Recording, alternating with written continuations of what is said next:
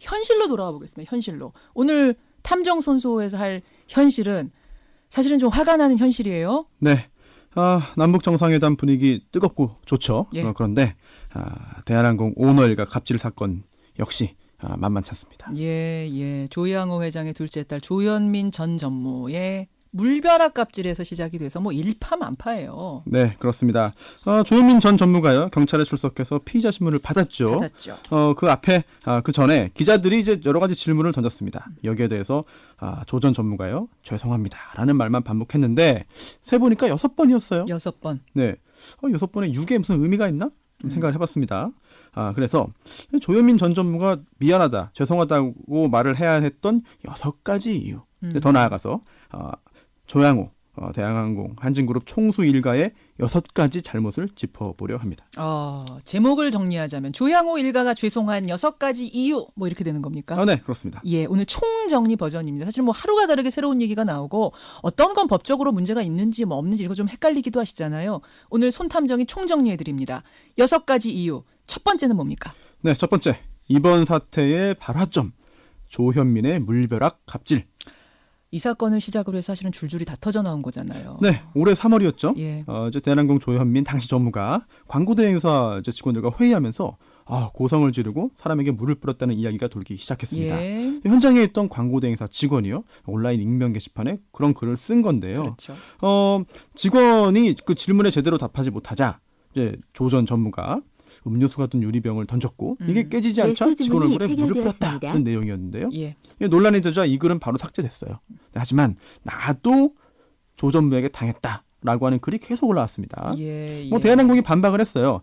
회의 중에 언성이 높아진 건 사실이고 또 물이 든 컵을 바닥으로 던졌다. 그런데 그때 물이 튄 거지 직원에게 뿌린 건 아니라고 했습니다. 이 회의장에 CCTV는 결국 없었던 겁니까? 네네. 없었어요. 그렇죠. 그런데 광고회사에서는 이런 회의들은 다 녹음을 한다면서요. 녹음 파일은 있지 않겠느냐 했는데. 네, 그렇습니다. 그래서 일부 언론 보도에 따르면 현장에서 녹음한 그 내용을 경찰이 입수했다. 라고 하고 있는데요. 하지만 그 녹음 파일이기 때문에 예. 실제로 유리컵을 던졌는지 던졌다면 어디로 던졌는지까지 확인하는데 좀 한계가 있어 보입니다. 그러네요. 그래서 지금 조현민 전무는 경찰에서도 물을 뿌리기만 했지 나 사람 향해서 던진 적 없다라고 일관되게 계속해서 주장하고 있는 거죠. 네, 그렇습니다. 증거가 뭐뭐 남았는지 다 확인했을 거라고 저는 봅니다. 네. 자, 그래요. 네, 그래서 지금 증거가 경찰이 지금 압수를 한 자료가 있죠. 네, 그것도 분석을 했고 또 관련자들 진술도 확보했어요. 그래서 폭행과 업무방해로 입건한 상태인데 조 전 전무는 그렇지 않다고 지금 해명을 하고 반박을 하는 거죠. 그렇죠. 네, 물 뿌린 적 없다. 손등으로 종이컵을 그냥 밀었는데 그 안에 있던 내용물이 튀어서 맞은 거다. 또 유리컵 던지기 했지만 사람 없는 쪽으로 던졌다. 또 업무방해도 아닌 게 내가 그 업무의 총괄 책임자인데 내가 무슨 다른 사람의 업무를 방해했냐 이렇게 주장하고 있습니다. 손탐정님, 손 변호사님. 그 유리컵을 사람을 향해 던진 거하고 네. 땅바닥 향해 던졌는데 물이 흐트러진 거하고는 어떻게 달라요? 처벌이? 아주 달라요? 폭행죄가 되냐 안 되냐의 그런 큰 차이가 생길 수 있어요. 폭행이라는 게 그 다른 사람에 대한 유형력의 행사입니다. 그래서 신체적인 접촉이 있으면 폭행죄가 되죠. 그런데 접촉이 없더라도 폭행은 될 수 있어요. 그래서 사람 주변으로 허공에 주먹질을 해도 폭행죄가 될 수 있는 건데요. 그래서 사람을 향해서 유리컵을 던졌다면 폭행죄가 될 수 있습니다. 가능성이 있는 거죠. 하지만 그게 아니라 사람 없는 쪽으로 던졌다라고 한다면 폭행죄가 되기 어렵겠죠. 그렇군요. 그래서 나 사람 향해 던지진 않았다라는 얘기를 계속 줄기차게 주장하고 있는 거. 자, 이게 첫 번째 이유입니다. 조양호 일가가 죄송한 이유. 두 번째는 뭡니까? 두 번째, 조현민의 고성 갑질. 사실은 국민적인 공분이 폭발하기 시작한 시점이 이 녹음 파일이 공개되면서예요. 저희가 오늘 다시 듣진 않겠습니다. 제가 들려드릴 때마다 여러분들이 너무 힘들어하셔가지고 오늘 다시 듣진 않겠습니다만 아시죠? 그 소리, 그거. 근데 소리를 크게 질렀다고 해서 무조건 죄가 되는 건 아니잖아요. 이론적으로 보자면 이제 소음을 귀에 대고 발생시켰을 때 폭행죄가 될 수도 있고 또 이야기의 내용에 따라서 모욕죄 등이 성립할 수도 있겠죠. 그런데 그것보다 대한항공 측이 보이는 태도가 더 문제인 것 같습니다. 어떤 태도요? 이제 목소리 주인공이 조현민 전무인지 아닌지 확인하기 어렵다라고 말을 했어요. 그러니까 맞다 아니다도 아니고 확인을 못 해주겠다. 네. 그러자 제보자가 조현민 전무 확실하다. 녹음 파일 더 있을 것이다. 라고 추가 폭로를 했는데요. 또 우리 그 김현정의 뉴스쇼에도 그 이야기 나왔었죠. 대한항공 전 직원들이 기분이 좋을 때는 일주일에 한두 번, 네. 그렇지 않으면 거의 매일 고성과 욕설이 있었다라고 폭로했습니다. 그 고성 듣고 놀란 대한항공 직원은 한 명도 없습니다. 그러셨어요. 하도 자주 들어갔고. 그렇습니다. 예. 그런데 여기에 대해서는 이 추가 폭로에 대해서는 대한항공 측에서 뭐 추가적인 입장을 밝히지 않고 있어요.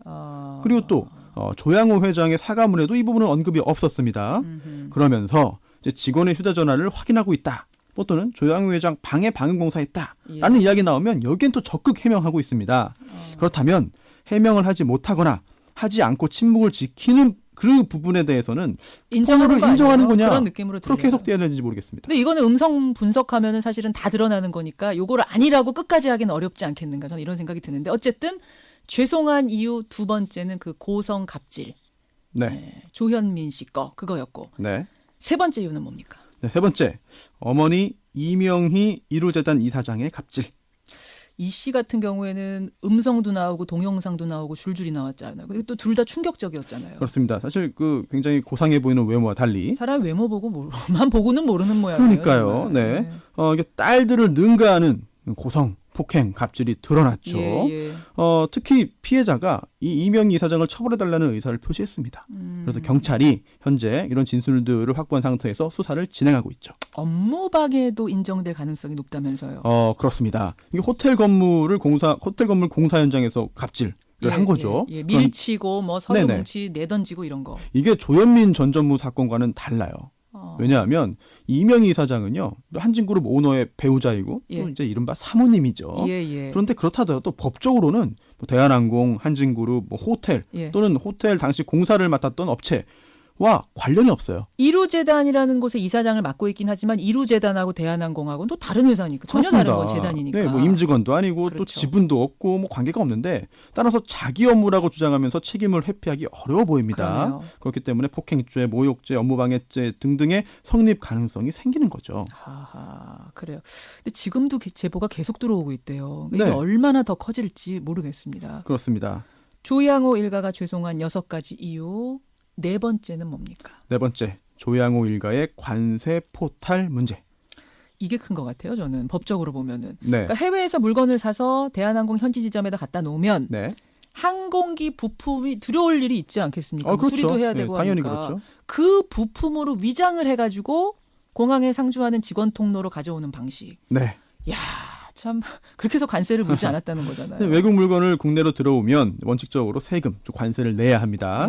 이걸 내지 않으면 범죄가 되고 처벌받아야 되는 거죠. 물론이죠. 그런데 이 조양호 회장 일가 온 가족이 이렇게 했다는 거예요. 특히나 대한항공도 이제 총수 일가의 화물에는 따로 관리 코드를 부여해서 이제 그 관리할 정도로 오랜 기간 조직적으로 이제 도왔다는 건데요. 그러니까 이제 비행기 화물이 들어오는 거 말고 여기 안에 명품 들어있는 거, 뭐 귀한 총수 일가에 뭔가 들어있는 거에는 관리 코드를 은밀하게 붙여놓고 야 저거는 살살 움직여 뭐 이렇게 됐다는 소리예요 뭐예요? 네, 예를 한번 들어볼까요? 예. 네, 이런 제보가 들어왔습니다. 조연아 전 부사장이 결혼하기 직전에 웨딩드레스를 직접 배달했다. 이번에 이혼 소송한다는 그 조연아 부사장. 네, 그렇습니다. 언니죠. 네. 그 가격이 약 4천만 원 정도로 추정이 되는 그 웨딩드레스인데요. 네, 당시에 그 대한항공 비행기 편으로 몰래 들여온 거예요. 절차를 밟지 않고. 그러면서 또 워낙 이제 그 포장도 크고 하다 보니까 그 X선 기계를 통과할 수 없는 크기였다고 합니다. 네. 그리고 또 화물칸에 이거를 실었다가 화물이니까 화물칸에 실었다가 이게 뭐 자칫 뭐 조금 찢어지거나 구겨지거나 손상이 되면은 난리가 나니까 무서워서 비행기 객실에 주방에 실었다고 하는데요. 그뿐만이 아니에요. 아니 웨딩드레스가 아주 상전이었네요. 네, 그뿐만이 아니고 우리나라 공항에 도착을 했더니 잘 아는 관계가 깊은 세관 직원이 나와서 그냥 받아들고 들어갔다고 합니다. 자, 세금 한 푼 안 내고 왜 주방에 실었을까요? 비즈니스석 하나 주지. 그런 제보도 있었어요. 네. 그래. 1등석에 짐 실었다 사람 대신 사람처럼 그런 제보도 있었죠. 네. 하여튼 기가 막힙니다. 이런 기상천외한 방법으로 밀수를 해 와가지고 어제 비밀의 방이 하나 나왔잖아요, 집에서. 네. 그래서 이런 걸 입증할 증거가 있어야 되는데 관세청에서 압수수색 처음 했을 때는 증거가 안 나왔다가 그 집에 비밀의 방이 있습니다라는 제보를 받고 다시 들이닥쳐서 그 방을 찾은 거예요. 네. 같은 장소를 이제 여러 차례 압수수색하는 게 흔한 일은 아닌데요. 알려드렸습니다. 예전에 기억하실 겁니다. 이명박 전 대통령의 영포 빌딩 지하 예. 이런 경우처럼 누군가 굉장히 구체적이고 믿을 만한 그런 제보를 해서 영장이 다시 나온 게 아닌가 이렇게 짐작됩니다. 그렇죠. 자, 조양호 일가가 죄송한 이유 5번째로 가겠습니다. 뭡니까? 5번째, 특권 의식과 황제 의전. 특권 의식, 황제 의전. 이거는 뭐 말씀하실지 제가 감이 좀 잡히네요. 그런가요? 네. 이게 단순히 뭐 인성, 도덕성, 성격 문제로 그치는 게 아니고 그 이상의 심각한 행위들이 많이 보입니다. 맞아요. 범죄로 연결될 수도 있는 것이고요. 뭐 회사 자금으로 집수리 공사를 한 사건. 이건 지금 수사 이미 진행되는 중이죠. 집술이라고 해서 여러분 뭐 1,000만 원, 2,000만 원 이런 게 아니라 네. 이게 얼마였죠? 10억이요? 30억? 뭐 이렇게 드는 집술이었다 그래요. 그렇죠. 그걸 회사 자금으로. 네. 또 가족끼리의 대화를 잘 엿듣지 못하게 하려고 우리말을 모르는 필리핀 가사 도우미를 주로 썼다. 예. 또 심지어 대한항공의 그 필리핀 지사가 있잖아요. 예. 여기에 그 가사 도우미 조달을 담당하는 직원이 있었다. 요것도 뭔가 법적으로 문제가 됩니까? 이것도 물론 구체적으로 봐야겠습니다만 뭐 출입국 관리법 등의 어떤 위반 가능성이 생기는 것이고요. 하지만 이 부분은 뭐 구체적으로 아직까지 확인되지는 않은 것 같습니다. 또 항공 안전을 위협하는 일도 있었어요. 이거 굉장히 큰 문제인데요. 대표적으로 땅콩 회항 사건이 뭐 대표적인 예죠. 그렇죠. 네. 또 그 외에도 조양호 회장이 이제 대한항공 항공기를 탑승하고 이제 국외를 이제 넘나들 때 기장과 부기장이 휴식을 취해야 되지 않겠습니까? 당연히. 물론이죠. 네, 그런데 휴식 취할 때에도 제복을 계속 착용하도록 했다. 또는 이게 조양호 회장이 그 항공기 운항 중에 조종실에 들어갔다. 또는 이제 조양호 회장의 의전을 위해서 이제 국내선 쪽으로 착륙해야 될 그런 비행기를 국제선 쪽으로 착륙시켰다라는 등의 제보가 쏟아지고 있습니다. 황제 의식이네요. 정말 황제 의식. 법 위에 있네요. 법 위에. 네. 자, 이 지킨 법이 어떤 게 있는지를 따지는 게 빠를 정도인데 마지막 6번째 이유는 뭡니까? 진지하게 사과할 마음이 보이지 않는다. 아니 조현민 씨 경찰 출석하면서 6번이나 사과했다면서요? 말은 했죠. 6번 했습니다. 하지만 의심스러운 상황도 있는데요. 말뿐이 아닌가 의심스러운 상황들. 그렇습니다. 땅콩회항 조연아 전 부사장이 이제 질타를 받고 있을 때 조현민 전 전무가 이제 동생이 언니에게 보낸 문자 메시지 기억하실 겁니다. 그때 반드시 복수하겠어 이런 거 보냈다고 해서 우리가 정말 놀랐잖아요. 그렇습니다. 그런데 이번에는 또 정반대로 또 그 동생이 문제 일으키니까 언니가 했다는 말 충격적입니다. 뭐라고 했대죠? 사과하지 말자. 사과하지 말아라. 라고 했다는 그런 보도가 나왔는데요. 원래 그 대한항공은요, 이 조현민 씨를 즉각 퇴진시키고 신속히 대국민 사과하려고 했답니다. 그런데 언니 조연아 전 부사장이 방향을 틀게 만들었다는데요. 왜요? 이유는? 이 땅콩회항 사건 때 내가 퇴진도 해봤고 사과도 해봤다. 그런데 소용없지 않냐. 아무 소용없다. 사과하고 퇴진하고 우리만 손해야. 여론 안 뒤집혀. 그러니 사과하지 말고 변호사를 통해서 정면 대응하자라는 조언을 했다는 건데요. 사실이라면 어처구니 없는 일이죠. 그러네요. 손탐정의 마지막 한마디는 뭡니까? 잊지 말고 끝까지 확인하자. 뭘요? 사실 이 조연아 전 부사장도 지금 뭐 시간이 조금 지나니까 원래대로 또 경영활동 하고 있습니다. 맞아요. 복귀했어요. 네, 평창올림픽 성화봉송도 했죠. 네. 사실 오너 일가는 입는 타격이 별로 없어요. 다만 회사 이미지 추락했죠. 주가 출렁했죠. 국가 망신도 당했습니다. 피해는 직원과 국민들 또 주주의 몫입니다. 그러네요. 이렇게 일이 이상하게 되지 않도록 끝까지 국민들이 관심 가지고 확인해야 될 것 같습니다. 탐정 손수호 오늘 정말 6가지 이유를 조목조목 하나도 빠뜨리지 않고 잘 정리해 주셨어요.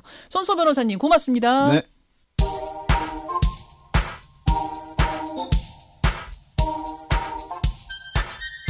김현정의 뉴스쇼 CBS 라디오와 함께하고 계십니다. 저는 퇴근길 시사자키 정관용입니다. 최영현님 될 대로 되라. 그냥 나는 갈 거다. 이런 심정 아닐까요? 사과도 하지 말아라라고 조언했다는 거 그 언니가 이거 듣고서 될 대로 되라. 이거 최영현님 말씀에 저도 조금 공감이 되네요. 허금선님은 진짜 콩가루 집안 같습니다. 그리고 말만 들었는데도 몸이 아파지는 것 같습니다. 윤인중님 그리고 이게 진짜 그 한진만의 일이냐 이영태님 이런 문자가 사실은 대한항공 얘기할 때마다 많이 들어와요. 여기저기서 비슷한 갑질을 당하고 있는 분들이 이런 말씀들 하시는 거죠. 제보 보내주십시오. 예, 제보들 보내주시고요. 사랑의 엄마 인터뷰 듣고는 많은 분들이 함께 우십니다. 함께 화내십니다. 김현식님, 821124님. 이거 돈으로 재판 산 거 아닌가 그런 의심까지 들 정도다. 그러니까 사주한 사람이 없으면 일어나지 않았을 살인인데 어떻게 이렇게 13년으로 무기징역이 13년까지 감형이 될 수 있느냐? 둘 다 판사인데 어떻게 이렇게 다른 판결이 나올 수 있는지 이해할 수 없다. 이런 문자. 주한미군 문제를 두고는 평화협정 체결되면 철수보다는 축소하는 방향으로 가야죠. 문흥남님 이렇게 철수냐 아니냐 의견도 들어오지만 대부분은 너무 앞서가지 말자. 벌써부터 논란 만들지 말자. 700님 같은 의견이 제일 많이 들어옵니다. 예. 사실은 이 논란으로 발목 잡힐 시간이 우리에겐 없습니다. 지금 평화를 향해 일단 그 체제 만들기 위해 달려가기도 부족한 시간이니까요. 고맙습니다. 변상욱 대기자 어서 오십시오. 네, 안녕하십니까. 변상욱 대기자 오늘 제가 많이 기다렸어요. 지금도 포털 순위에 1위, 2위가 다 구원파지 하루 종일. 아직도요? 아직도요. 저는 잘 모르니까 이게 구원파가 뭐고 또 박진영 씨가 뭘 어떻게 했다는 거고 변상욱 대기자가 이 전문가입니다. 기다렸어요. 저를 자꾸 이단 사이비 종교 전문가라고 하는 분들이 많은데 예. 아무튼 오래 연구하신 거 맞죠? 글쎄요, 오늘도 맞습니다만. 수염을 하나도 안 깎고 오셨어요. 얼마나 고민하셨는지. 아무튼 가수 박진영 씨가 예. 개신교에서 이단으로 정죄한 구원파 소속 신도라는 물증을 찾았다. 이게 이제 디스패치의 보도였고 예. 그래서 시끌벅적한 거죠. 맞습니다. 일단 구원파는 해당 종파의 정식 명칭이 절대 아닙니다. 예. 그럼 뭡니까? 기독교 복음 침례회, 대한예수교 침례회, 대한예수교 침례회 요 3개 교단을 구원파라고 부르는데 예. 이름은 비슷하지만 다 또 내용이 다릅니다. 모두 침례회라는 명칭이 들어가는데 조심하실 것은 개신교 정통교단으로서의 침례교단은 별도로 존재합니다. 있죠. 기독교 한국침례회, 성서침례교회 요건 정통침례교단이고요. 네. 생명의 말씀 선교회, 대한예수교 침례회, 기쁜 소식 선교회, 대한예수교 침례회, 요거 또 기독교 복음 침례회, 요거는 구원파라고 우리가 흔히 부르는 침례회입니다. 근데 교인들도 이거 구분 못 하겠어요. 못합니다. 예, 못해요. 어렵습니다. 그러니까 구원파가 하나가 아니고 거기서도 셋으로 갈라지는군요. 네, 그럼 셋이 다 기존의 교단이 인정한 이단입니까? 그렇습니다. 예. 셋 다? 이게 1960년대 초에 외국에서 예. 열정에 불타는 평신도 선교사들이 많이 한국으로 건너옵니다. 예, 예. 그중에서 3명이 대구에서 신학교를 차려가지고 성경학교를 차려서 아주 독특한 구원론을 가르치는데 여기에서 영감을 얻어가지고 그 뒤를 따르던 사람들이 있습니다. 그중에 한 사람이 장로교 목사던 사람인데 권신찬 씨라고 돌아가셨습니다. 이 사람이 그러니까 유병원 회장의 장인이시죠. 장인 예, 권신찬. 맞습니다. 네. 예. 그래서 이 성경학교의 제1기생이 지금 말씀하신 유병원 씨고 예. 예, 돌아가셨습니다마는 그다음에 박옥수 씨가 또 있습니다. 아, 구원파 박옥수. 예, 유병원 씨는 말씀하신 대로 권신찬 목사의 사위고 예. 권신찬 씨는 장로교로부터 이 문제로 제명당합니다. 아하. 그래서 제명당한 뒤에 외국인 선교사들하고의 관계를 끊고 예. 대구에서 독자적으로 교파 활동을 시작하는 게 이제 구원파의 시작이라고 볼 수 있는 거죠. 여기를 이단으로 규정한 이유는 뭡니까? 이단으로 규정한 이유는 역시 구원론의 문제가 있습니다. 그러니까 성경 교리에서 벗어난다는 예. 거죠. 구원론이라고 하는 건 예수 그리스도의 십자가 희생과 부활로 인해서 하나님이 이미 이루어 주셨고 예. 우리는 그것을 은혜로 받아들이면서 새로운 삶을 살아가는 것이 큰 어떤 구원의 과정이라고 보면 되는데 그렇죠. 여기 구원파에서는 구원을 받았다고요? 진짜요? 몇 월 며칠 몇 시에 받았어요? 그걸 표식을 갖고 있으신가요? 뭐 이런 식으로 표식이 있어요. 몰아붙이죠. 그러면서 이제 더 확실하게 구원의 믿음을 내가 심어주겠으니 따라와서 배우셔라고 하면서 사람들을 데리고 간다. 그래서 기존 교인들을 혼란에 빠뜨린다. 이렇게 해갖고 이제 이단으로 정제되기 시작했고 그밖에 여러 가지 요인들도 뭐 있긴 있습니다만은 예. 그런데 문제는 이제 분파가 된 문제는 이들은 이상하게 신앙 공동체와 수익 사업 공동체를 묶어가지고 하나로 이제 운영을 하려고 신앙 공동체와 경제 공동체를 묶었어요. 예. 그래서 뭐 비누를 만들어 팔기도 하고 예. 건강식품 기억나실지 모르겠습니다. 스코알렌 같은 것도 만들어 팔기도 하고. 스코알레 예. 그 세모 아니에요? 거기가 그렇죠, 주식회사 맞습니다. 세모 여러분 그 예. 유명한.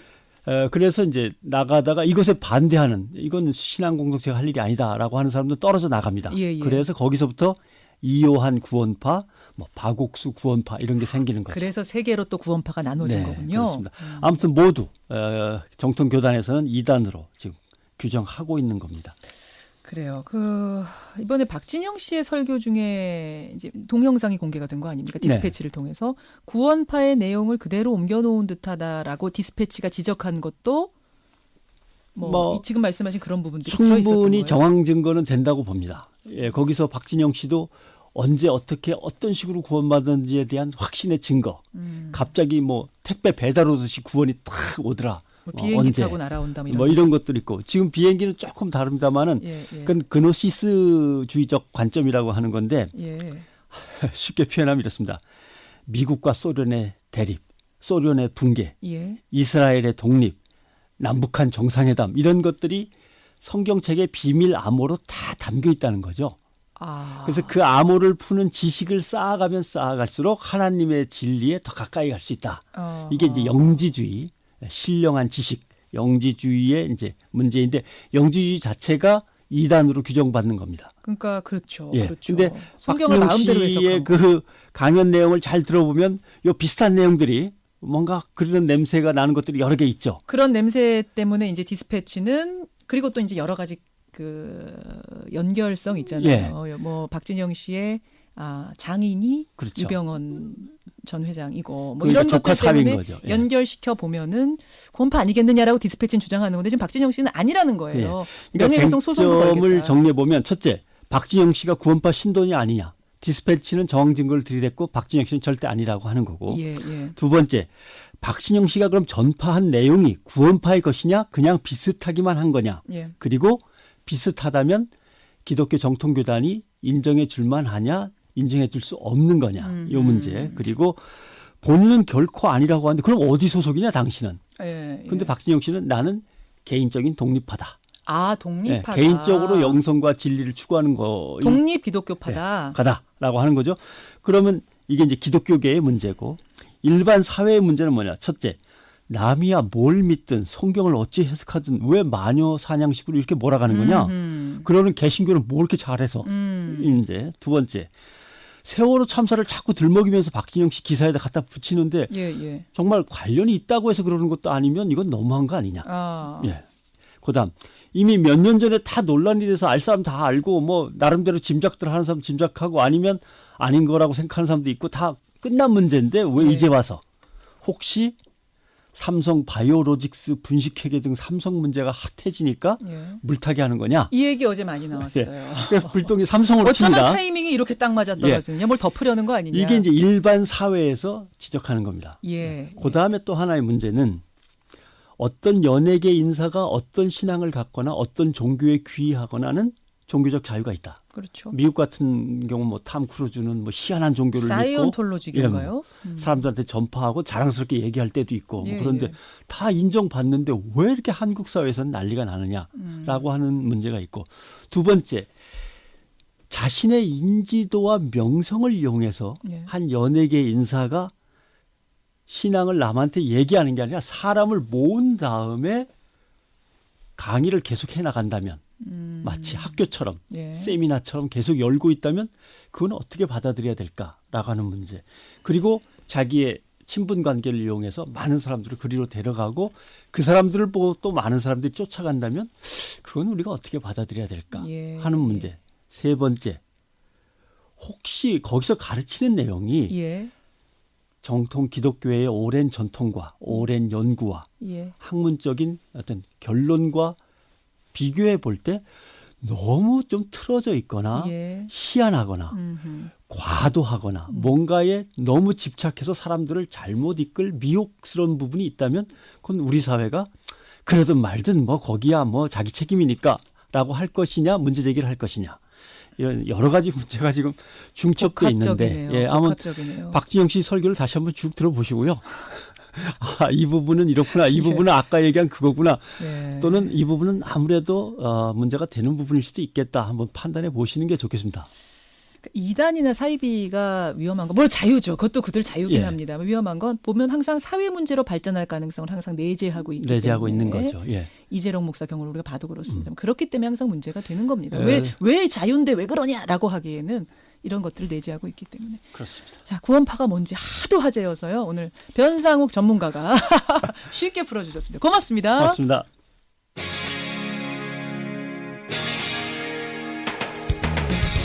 여러분께서는 지금 CBS 라디오 김현정의 뉴스쇼를 함께하고 계십니다. 내일 모레면은 5월 5일 어린이날입니다. 어린이날에 우리 아이들이 제일 만나고 싶어하는 사람이 누굴까요? 아이들에게 요즘 폭발적인 인기를 누리고 있는 스타는요. 가수도 아니고 배우도 아니고 바로 장난감 언니랍니다. 지난해까지는 장난감 캐리 언니란 이름으로 유명했고요. 지금은 헤이진이라는 이름으로 유튜브에서 활동하고 있는 분. 오늘 화제 인터뷰에서 만나보죠. 강혜진 씨 연결이 돼 있습니다. 안녕하세요. 안녕하세요. 반갑습니다. 시작부터 다르시네요. 자, 일단 특유의 헤이진이 언니 목소리로 인사 한번 우리 아이들한테 해주시겠어요? 네, 안녕. 헤이, 진이의 진이에요. 우리 친구들 반갑습니다. 그럼 저도 동영상 봤거든요. 네. 짜잔 이런 거 하시던데. 네, 맞습니다. 짜잔. 오늘은 CBS 김현정의 뉴스쇼 청취자분들과 함께 놀아볼 거예요. 이렇게 합니다. 여러분, 사실 어린아이를 키우는 집이면은 벌써 뭐 캐리 언니, 지니 언니 하면 금방 아실 텐데 어떻게 생각하시면 되냐면 우리 옛날 뽀뽀뽀의 뽀미 언니 같은 캐릭터 그렇게 생각하시면 네. 이제 뽀미 언니는 공중파 TV 유아 프로 진행자였다면 우리 캐리 언니, 지니 언니는 유튜브 동영상 채널의 어린이 프로 진행자 이렇게 생각하면 되는 건가요? 그렇죠. 친구들이 가장 좋아하는 장난감 혹은 인형들로 인형극을 하고 만들기를 하는 그런 영상을 찍고 있어요. 그러면 아직도 혹시 상상 안 되는 분들을 위해서 여기서 아주 네. 짤막하게 장난감 가지고 좀 놀아주실 수 있어요? 예를 들어 그러면은 친구들 안녕. 오늘은 진이가 미니마우스와 함께 재미난 이 주방놀이를 가지고 맛있는 음식을 만들어 볼 거예요. 미니마우스 준비됐나요? 그럼 준비됐지. 진이 빨리 시작하자고. 좋았어. 그럼 시작해볼까? 까서 이런 식으로 해서 중간에 이제 음식을 만드는 과정을 이렇게 인형극으로 해가지고 재밌게 풀어내고 있어요. 진희 언니 지금 우리가 미리 이게 짠 게 아니잖아요. 네. 제가 지금 즉흥적으로 이걸 부탁을 드린 건데 어떻게 술술술술 막 나와요? 아무래도 많이 했다 보니까 자연스럽게 나오는 것 같아요. 그러니까 장난감을 가지고 언니가 직접 네. 놀아보는 건데 너무나 재밌게 네. 놀다 보니까 아이들이 보면서 그냥 빠져드는 거, 열광하는 건데 캐리 언니로 시작해서 지금은 진희 언니. 네네네네. 진희 언니를 변신한 지 1년 만인데 유튜브 구독자 수가 82만 명?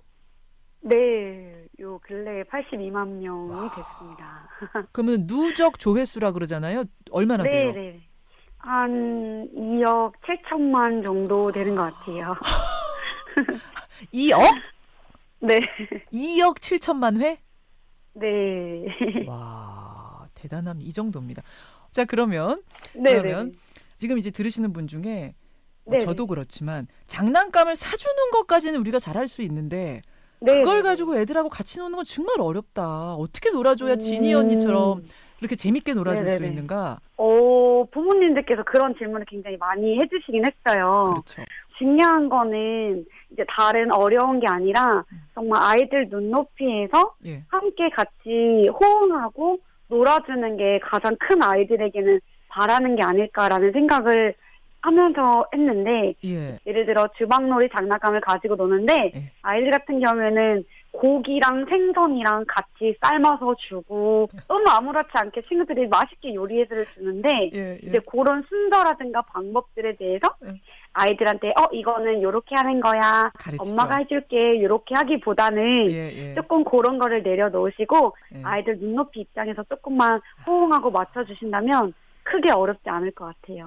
예. 저기 혜진아, 아까 고기하고 생선을 한 곳에 놓고 삶으면 안 되는 거야. 이런 걸 가르치면 안 되는 거예요. 뭔가 순서가 조금 바뀌더라도 예. 아이들은 그렇게 노는 게 더 좋을 수도 있고 혹은 그런 거에 더 이렇게 느끼니까 예. 네. 가르치려고 하지 말아라. 네. 어떻게 이렇게 아이들에 대해서 파악하고 아이들 눈높이에서 진행을 할 수 있는 거예요? 여기서 가장 중요한 거는 제가 즐기고 제가 재밌어야 된다고 생각을 하거든요. 진짜로 재밌어서 재밌게 노시는 거였어요? 그게 일종의 연기가 아니라? 근데 근데 요즘 장난감들이 예. 정말 신기한 게 많고요. 정말 저희가 가지고 놀았던 거랑은 정말 차원이 달라요. 그게 진심이었군요. 제가 동영상 보면서 야 저분은 네. 진짜로 즐거워서 저렇게 재밌게 노는 걸까 싶었는데 진짜로 재밌어서 노신 거예요. 네. 그래서 오히려 어린이 친구들도 있지만 예. 성인 팬 친구들도 좀 많아요. 성인 네. 팬? 중고등학생이나 대학생 친구들도 이야. 굉장히 연락이 많이 오기는 해요. 그러면 지금까지 그러니까 어른 친구, 아이 친구 다 합쳐서 제일 기억에 남는 친구는? 한 어머니께서 어머니가 많이 아프신데 네. 이제 아이를 지니 팬미팅에 데려가고 싶은데 상황이 여의치 않다 보니까 너무 안타까워서 이렇게 아이의 영상도 보내고 이렇게 사진을 보내서 예. 우리 아이가 참 언니를 만나고 싶어해요. 이런 경우들이 있었어요, 몇 번. 아, 내가 지니 언니 네. 팬미팅에 우리 아이를 좀 데려가주고 싶은데 아파가지고 네. 못 가요, 안타까워요 이런 문자를 받으셨어요. 네. 그래서 생일 때 찾아간 적이 있어요. 친구 생일 때. 그 아이 생일 때? 네.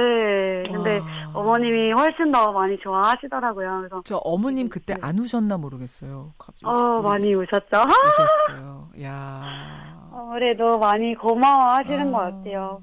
네. 근데 어떻게 이렇게 웃음이 해맑아요, 강혜진 씨.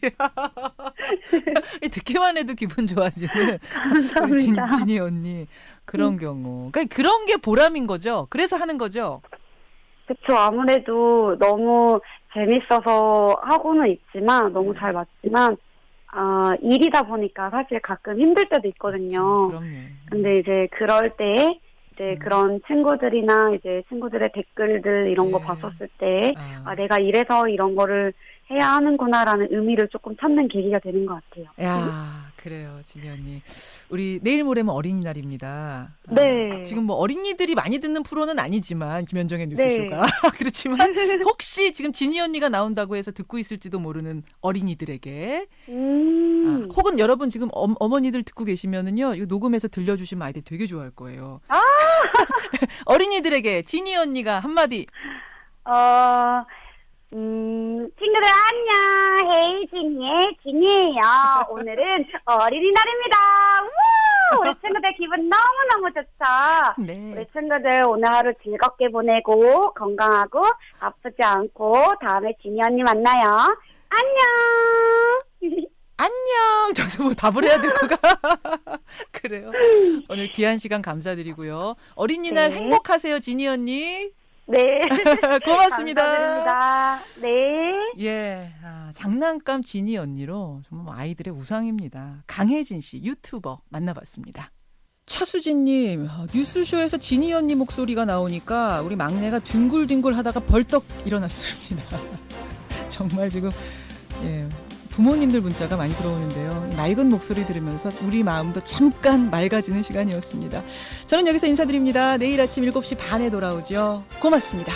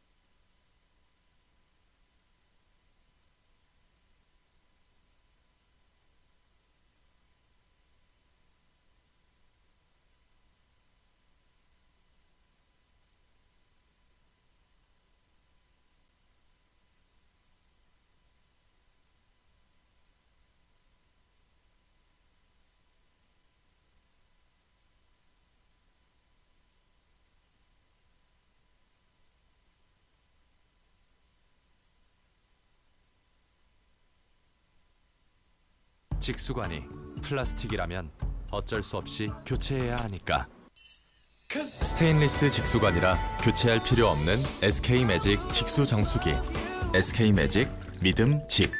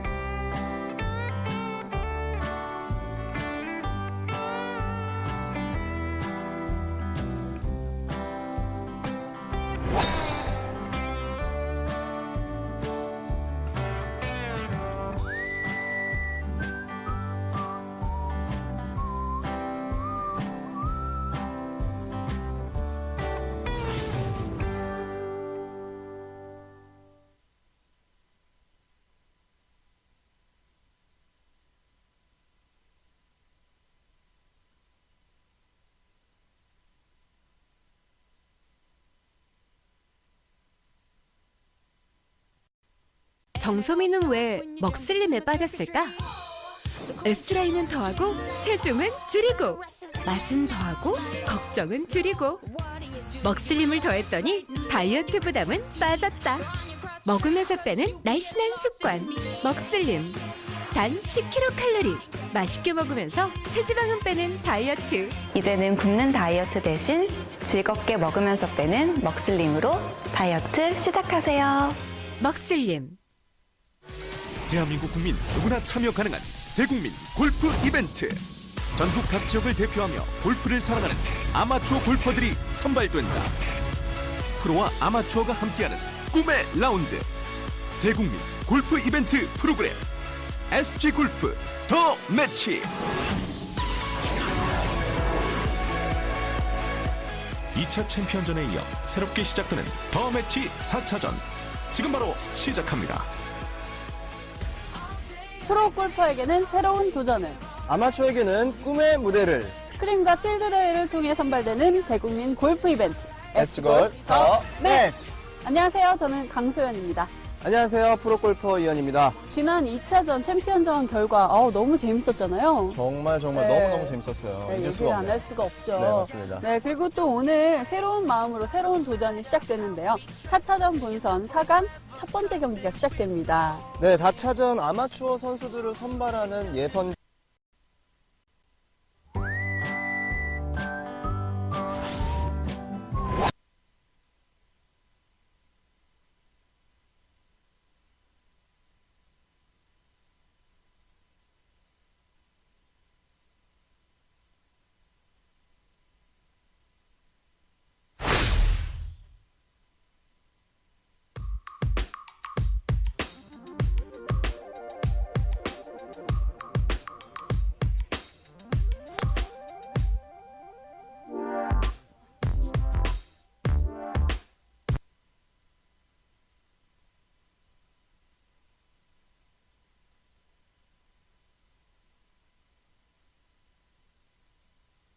비거리를 늘리기 위해 매일 달걀을 30개씩 먹어 달걀 골퍼라고 불리는 KLPGA 김혜림 선수가 국내에서 독특한 겨울나기로 새 시즌을 준비하고 있습니다. 김영성 기자가 취재했습니다.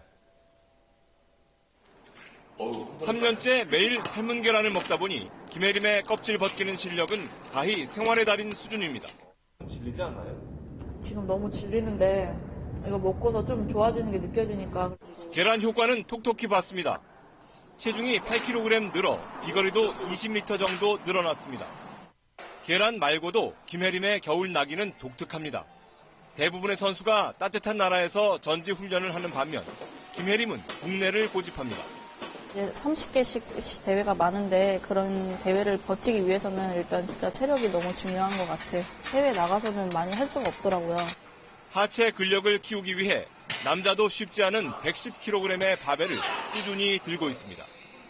또 외국에 나가면 라운드 횟수는 많아도 국내와 잔디가 달라 샷 감각을 유지하는데 도움이 되지 않는다는 판단도 하고 있습니다. 휴식 시간에는 길거리 농구로 스트레스를 날리며 국내 훈련을 즐기고 있습니다. 네, 제가 워낙 어렸을 때부터 운동하는 걸 너무 좋아해서 막 축구도 하고 농구도 하고 뛰어놀고 이러는 게 더 스트레스가 풀리고 하더라고요. 김혜림의 또 다른 별명은 기부천사입니다. 프로 공연사로 아직 우승이 없지만 지금까지 1억 원이 넘는 돈을 기부했습니다. 올해는 반드시 첫 우승을 달성해 상금 전액을 내놓겠다며 새 시즌을 겨루고 있습니다. SBS 김영성입니다.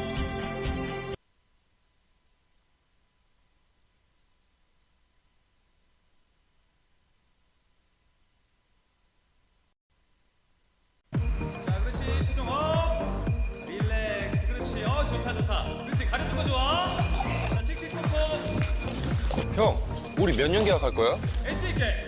계약 안 해. 아, 좋다. 나왔어. 계약 안 해? 계약 안 해. 진짜 안 해? 안 해. 완전 엣지 있게? 2년은 하자. 계약을 왜 해? 치지 마. 효진이 형이 왜 계약을 안 하려는지 이해가 안 가요. 왜 그러지? 계약을 왜 해? 그럼 우리 혜택도 못 받을 텐데? 다 받아. 아무도 우리 챙겨주지 않을 텐데? SK텔레콤에서 다 챙겨줄 거야. SK텔레콤. 아, 지금 막 던지냐? 막 던지는 게 아니라 막 주는 거야. 주는 거야? 무작정? 무약정! 약정을 하지 않으셔도 매월 포인트 혜택을 드리는 무약정 플랜. 무작정! 무약정! 세라고층 SK텔레콤.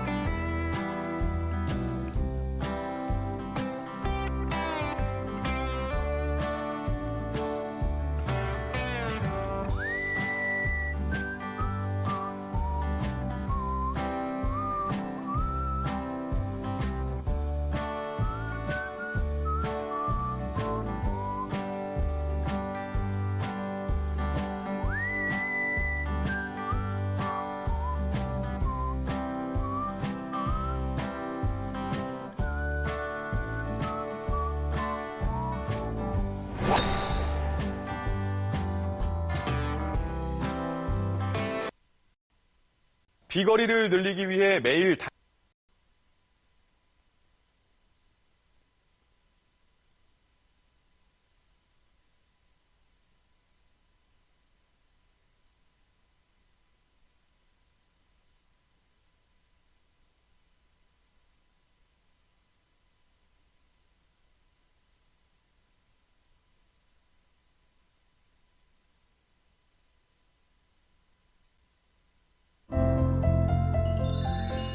네, 안녕하세요. 저는 KLPGA를 뛰고 있는 김혜린 프로입니다. 이렇게 에어키스 캠페인에 참여하게 돼서 정말 영광스럽게 생각하고, 저 또한 또 이런 어려운 자살을 시도하는 분들이 많다는 거를 오늘 이제 강의를 통해서 알게 됐는데요. 앞으로 이런 일들이 많이 없도록 저 또한 많이 관심을 갖고, 또 이 자살 예방 여기에 좀 관심을 갖고 또 노력하겠습니다. 저의 안부를 이렇게 전달해준 고진영 프로에게 너무 감사하고, 오랫동안 또 같이 플레이를 하는 우리 김민선 5 선수한테 또 제가 이 캠페인을 전달하도록 하겠습니다.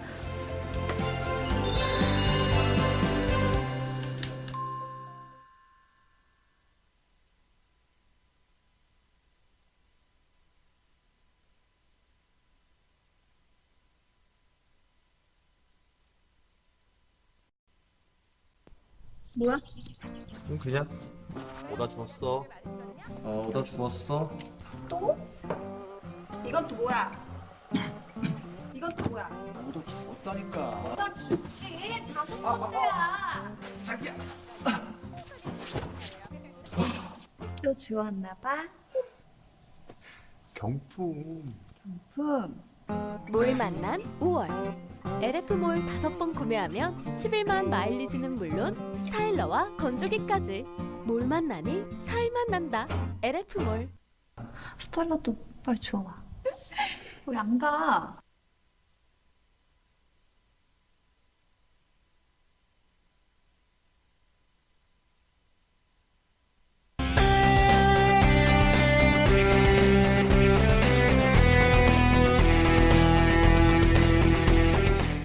체리티 오픈이라는 대회에 참가한다는 건 되게 선수로서 의미 깊고, 또 그런 대회들이 많이 있었으면 좋은데 하여튼 선수로서 그런 대회에 참가한다는 건 되게 의미 있고 좋은 것 같아요. 일단 프로 되면서부터 상금을 벌기 시작했을 때부터 조금씩 해나갔고, 그때는 상금이 많이 버는 상태가 아니기 때문에 진짜 조금씩 하다가 지금은 그래도 점점 제 실력이 좋아지면서 상금 랭킹도 올라가고 상금도 많이 벌고 하면서 조금 기부 액수가 전에보다는 커지긴 했어요. 근데 이제 액수가 뭐 많아서 꼭 기부를 했다는 거에 그 의미가 있는 게 아니라, 액수에 상관없이 기부를 한다는 것 자체에 의미를 두고 하는 게 되게 만족하고, 앞으로도 그렇게 할 생각이에요.